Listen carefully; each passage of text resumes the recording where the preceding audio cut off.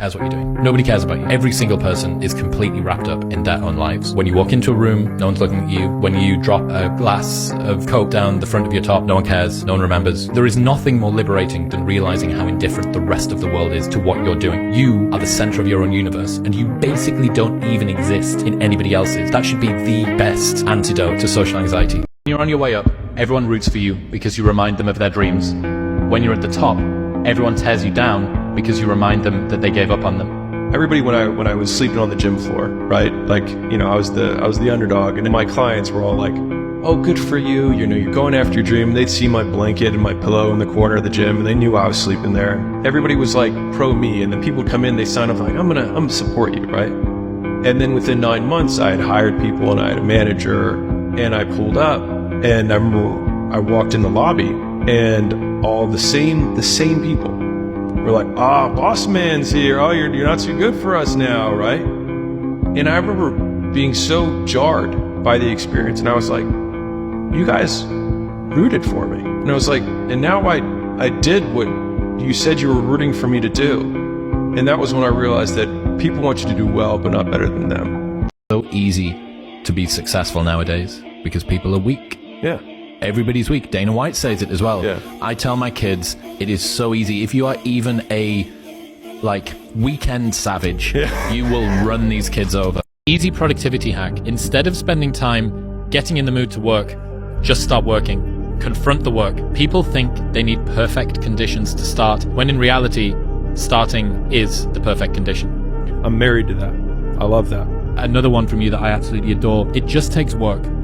Loads and of work. Every time I try and dress it up or cut a corner, I get brutally reminded the work just needs doing. The work doesn't care who you are. It just cares that it gets done. I'm going to be a Navy SEAL. I'm going to start my training next week. It's going to be great. I'm going to feel like this. It feels good. It feels good to talk about that shit, man. It actually makes you feel good, makes you feel proud, all that shit.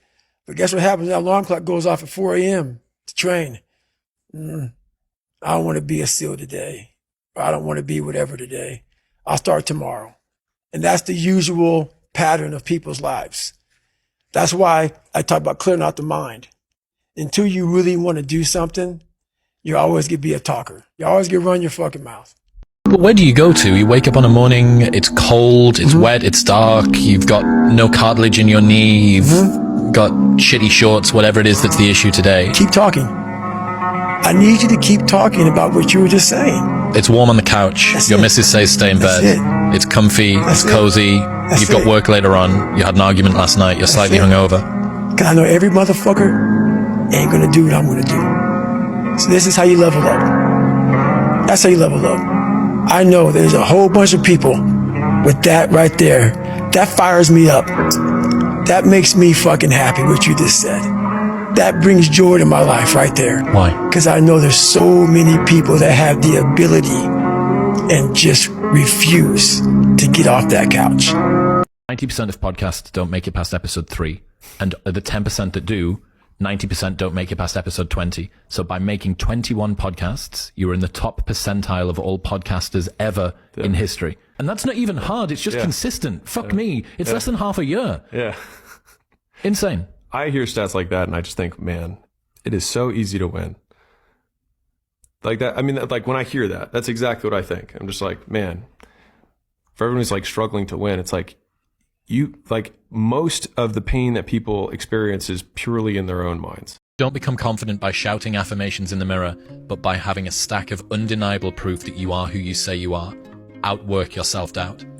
Nailed. Nailed. Completely nailed. Yes. Just asking this researcher, how do psychopaths even exist? Like, why do they exist? You can be effective over short periods as a psychopath, but over long periods of time, it doesn't end up being very good for society, and I thought it would have been bred out. He said, yeah, you're right, except for the fact that over the entire size of a population, a few psychopaths actually make sense. If you're a raiding party, a Viking raiding party that needs to go over and fuck everybody up in Lindisfarne, which is near to where I lived in the UK, you want some psychopaths. You don't want them to come back with PTSD. You want them to go over there, burn everything down, pillage, come back with gold and supplies and grain, and not care about it. On an individual level, psychopathy might not be fantastic for the people around them, but in a tribe, it's actually quite adaptive and quite useful. It's like a weapon, like a very specific sort of weapon that you can use.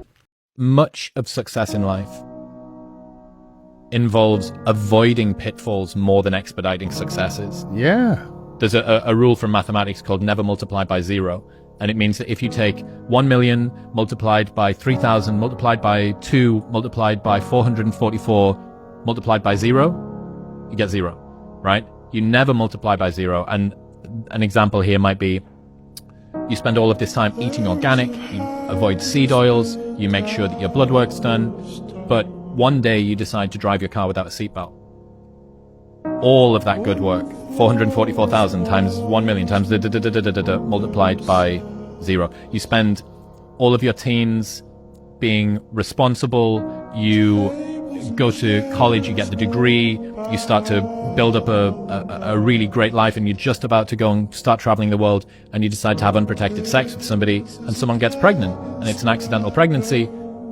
It's not quite 0, but your life has now taken an unbelievably different path. We are who we are when nobody's watching. If you want to know who you really are, be on your own. Go somewhere on your own, on holiday or whatever, and that's who you are. If you're driving along and you throw the soda can out of the window of the car, that's who you really are. No one does that with kids in the back. Monster. But if you do that, if that's who you, it's interesting to kind of note that. You know, it's the difference between character and reputation. You know, you really know who you are. Reputation is what everyone else thinks about you, but you know who you are in yourself.